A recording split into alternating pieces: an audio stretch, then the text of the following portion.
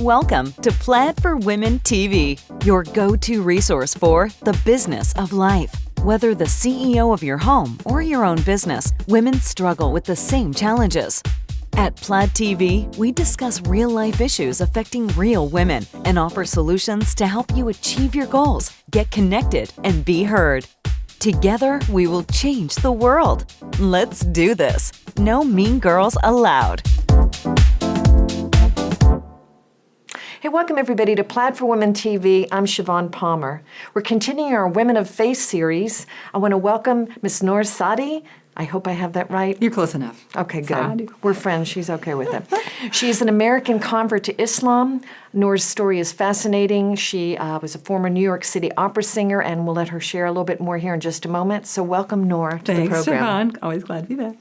In our Women of Faith series, in this particular video, we're talking about women's issues relative to Islam. But just before we get into that, why don't you share your story with our audience? It's fascinating and how you came to this faith.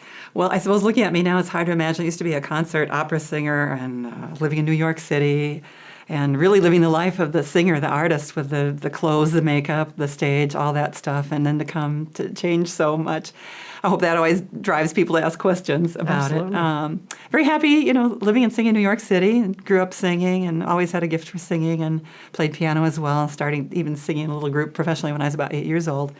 And studied music, classical music, all the way through school, leads in the high school musicals, all that good stuff, and eventually studied and wound up after several internships and singing everywhere for peanuts, singing in New York City. Sang with a lot of different organizations, different church organizations, different sects of Christianity, the Jewish High Holy Day services, synagogue jobs on Friday nights, and was exposed to all different parts of Christianity, Judaism, and even other religions like Buddhism and things that my friends would kind of go off and study for a while. But I had never really run into or even thought about Islam much. So when I finally ran into a Muslim, I started asking a lot of questions. Walked into a coffee shop on the Upper West Side and run by an Egyptian. And He's reading the Quran? Well, at that time, no, but we were just talking. But after we talked about Pharaoh and pyramids and how cool it was to be Egyptian, he started talking about being a Muslim, and I was really embarrassed to tell him that I didn't know anything about his faith. And kind of what we knew as Americans growing up was some pretty wacko stuff, Eastern religion, plurality of gods, pagan gods, and things like that. And it was just the farthest thing from the truth, which I later found out. Wonderful. Well, we'll go more into your faith here in just a little bit, but let's start with Islam as it relates to women. Ooh, so another huge misconception. I know. So Western women, some of it merited. Well, Western women, many in general, have this misperception that because you wear the hijab, is that the correct? That somehow that relegates you to second-class citizen status, or somehow suppresses you. So explain the hijab and the history behind it. The verses that are in the Quran, our holy book about hijab, are a matter of identity, and really most religious women have always covered. I'll tell you a story. My son was 4 years old. We were driving past a Catholic church in our town, St. Stephen's or something, and he said, "Mom, there's a statue of a Muslim lady on that church." It was Mary, a statue of Mary, the mother of Jesus. And I thought, well, there you go. Until I see Mary in a bikini, I'm going to affirm that, women who want to show their identity as a religious person have covered throughout the ages. So it's a form of respect. It's respect. It's an identity. It sort of commands a bit of respect and dignity from people. I get a lot of people holding doors for me and saying, after you, sister, whatever you are, So they're relating it to something religious. They're just not sure what it is. And then it's also a modesty issue. So in your religion, my understanding is the reason that you do the scarf is so that people won't look at the physicality of the woman, but really relate to you as a human being. That's my favorite part of it. It's like talk to the face, talk to the character, not my body, my hair, my whatever. Interesting. And focus on building your character and your good works and your good deeds and that kind of thing, rather than spending all of our time on our hair and on the superficial. Yeah, on the superficial things. Right. And going for the body image, the hair image, and all that. Yes, those things are okay too. I mean, we do dress fashionably as Muslim women. We can. But again, the concentration is on the person. And I do notice this with guys. There's a lot more concentration on me as a person rather than my attributes, if you were. Gotcha. Now, is it mandatory for all Muslim women to wear the scarf? There's always there's a lot of people who debate about this fact and what is modesty within certain cultures, and it varies from Muslim country to Muslim country. If you go to Saudi Arabia, everybody's in some cities are all covered up in black. Well, I don't know why black for women because it's so hot, but the men are also covered too because it's cooler. In the hot Gulf countries, the men wear these long, what we call dishdasha, and headpieces, which keep them cooler in all that heat. We see a lot less skin cancer also. Yeah, exactly. Well, thinking about the full cover, again, Westerners see women over in Saudi Arabia or other countries with the burqas, and they think, well, that looks like oppression. The epitome to me, of oppression. Yeah. And I understand that they're very to me too. Yeah. And again, it differs per culture, per country. If you go to Turkey, I love their hijab style there. It's very light pastels. Women wear coats with skirts or wide palazzo pants. And it's very feminine and lovely. And that's the style of Turkey. Jordan women tend to wear kind of like a business-like long coat, or some of the younger women just a long tunic top and pants and so forth.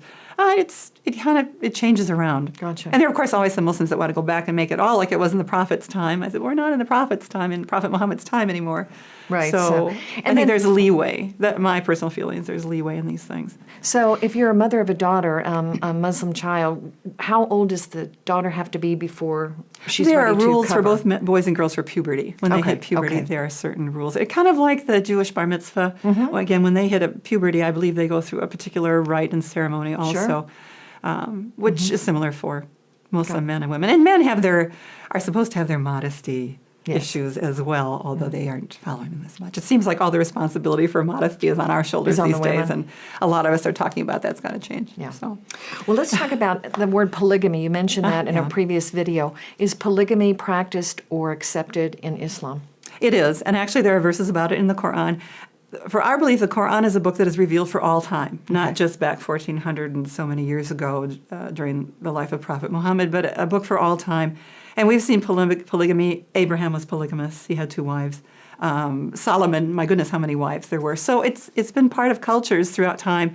And it does have its place in certain societies and in certain times, during war times. Again, when we see a lot of, if a woman is a mistress, for example, and she's choosing to stay that way for years, but she can't be acknowledged by him. Her children can't be acknowledged as his. And in Islam, at least, if there are 2 wives, you're both acknowledged as a full wife. Your children are acknowledged. He has to take care of both of you on an equal status, an equal footing. This is what the Quran says. Do men do this? Not always. Okay. But then again, we come to the human condition where, there's a great verse in the Quran that said there's no compulsion in religion. Here are the rules, but we can't force you. Right. You want to practice or choose. implement. You can choose the right or the wrong. So we're looking at pious individuals who want to choose the right way. So, how do you feel about polygamy personally? It works sometimes.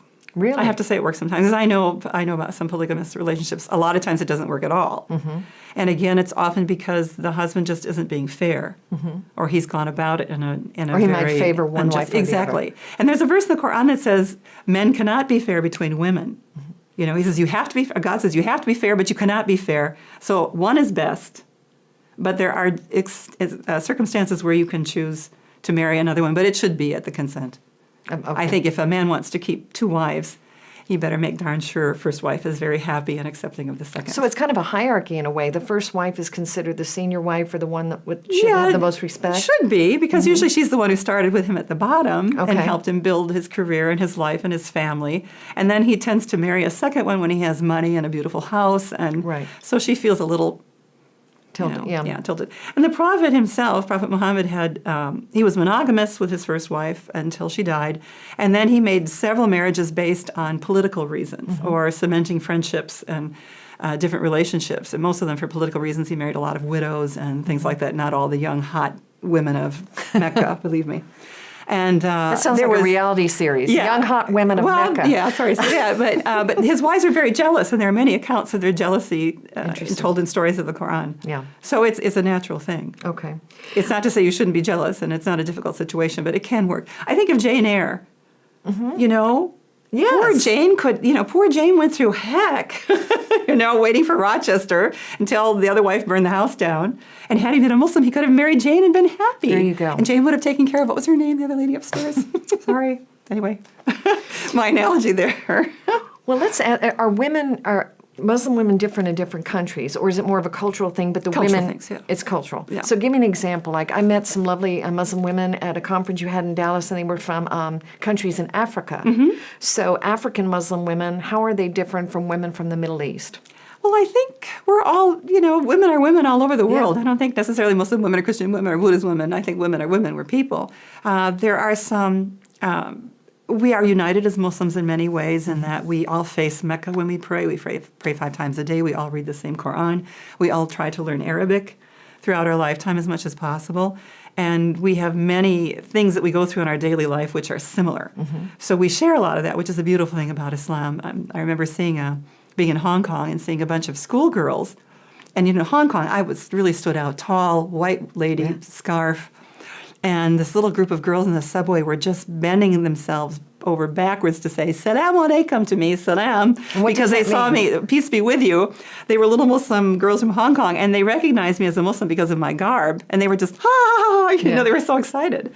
Well, that's a lovely thing. Absolutely. We have that. We have a few words of commonality that we speak, like salam alaikum, saying salam to each other, greetings and things like that we all understand. So wherever we go in the world, we sort of have this built-in community. We know there's a place to pray. They're going to pray just like we do. They're going to pray the same prayers we do. They're going to move the same way we do. Yeah. This is a wonderful unifying part of the religion. Well, talk about praying 5 days to Mecca. Explain to me why that is done. You pray on prayer rugs. Yes, we pray on prayer rugs. And are there specific times during the day that you must do this?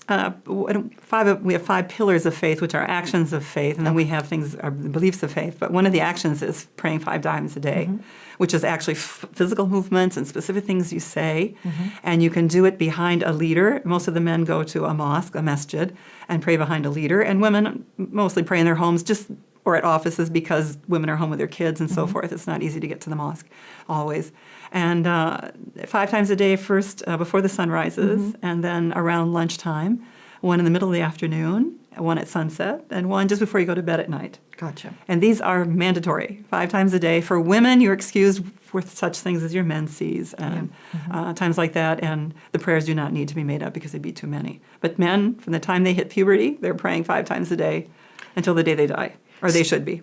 So a practicing Muslim in this country, if say there's a gentleman on Wall Street, for instance, how does he fit in those 5 times praying? I'd be fascinated. There's different ways. It depends on your employer often. There are some allowances for what we call gathering the prayer, like you might gather the noontime and afternoon prayer at one time, perhaps when you go home or during your lunch hour. A lot of people do it in their lunch hour. Okay. Kids at school do it. You'll find, there are some high schools where they set aside a little quiet room where Muslims can go and pray for lunchtime, or we have our congregational prayer on Fridays, and oftentimes businesses or schools will allow us a place where people can congregate and actually do the prayer together. Right, just out of respect. Again, it depends on an employer, but we're working on that. We have our organizations in the United States, CARE, for example, the Council of American Islamic Relations, that help us with issues like that, or issues with tolerance of hijab in the workplace. Gotcha.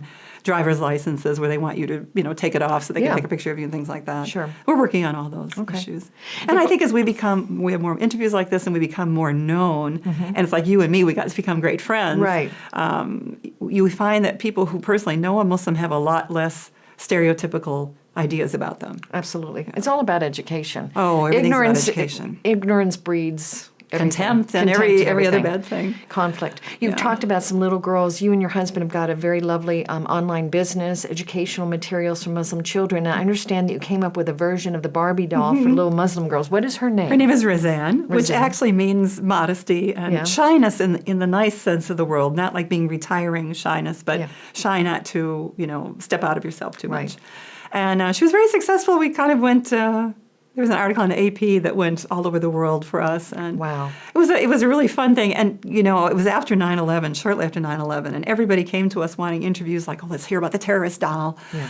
And they were disappointed to find we just wanted a doll that looked like Mom for our girls. We wanted a role model, and not Barbie with all her curves and her clothes and makeup and hairdo and bikinis and all that stuff. Yeah.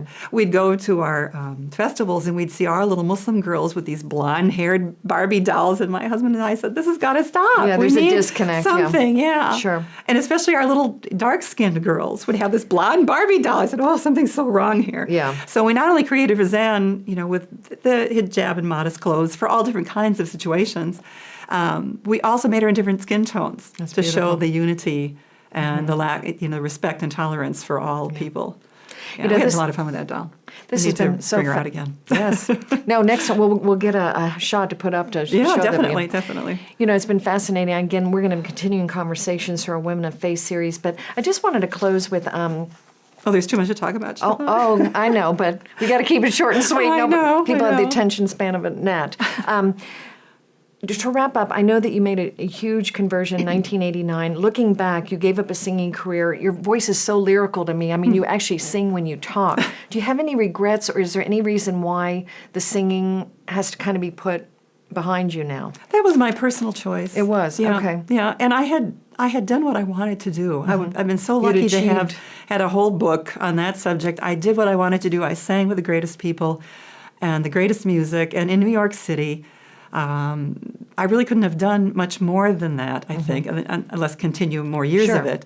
But I guess it was easy to close the chapter on that and open a new one. And this has been such a wild ride being a Muslim. I've traveled so much. I've learned so much. And I've met so many incredible people. Thank you. And both here and overseas. And I just feel I'm a very, very blessed individual. And again, I think it's that feeling that I kind of bloom where I'm planted. It's one of those things which I wish I could give to all women, that we, trust ourselves and our instincts and kind of just bloom where you're planted and go with where God puts you at the moment and enjoy the ride. That's beautiful. Yeah. Beautiful. Nora, thank you again. This has been fascinating. Thanks, I know we'll have subsequent conversations on this great topic. I hope so too. Ladies and gentlemen, this is Siobhan Palmer with Plaid for Women TV on our Women of Faith series. We'll see you next time. Thanks for watching Plaid TV. See you next time.